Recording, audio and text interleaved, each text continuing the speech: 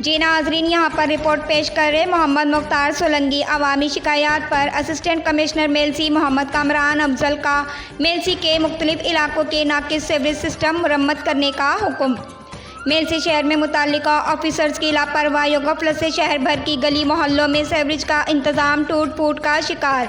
शहरियों ने कई मरतबा शिकायत दर्ज कराई। असिस्टेंट कमिश्नर मेलसी मोहम्मद कामरान अफजल ने मोहल्ला करीबाबाद, नजर मदरसा इब्ने तमीमा और काजी टाउन करोड़ पक्का रोड के नाकिस सीवरेज सिस्टम की मरम्मत का हुक्म दिया। TMA मुलाजमीन ने AC के हुक्म पर मोहल्ला करीबाबाद और काजी टाउन में सीवरेज के टूटे पाइपों की मरम्मत कर दी। नाकिस और टूट फूट के शिकार पाइपों की मरम्मत से इन इलाकों में पानी का ज़या भी कम हुआ और गंदे पानी के सबब माहौल में रच जाने वाली बदबू भी कम हुई।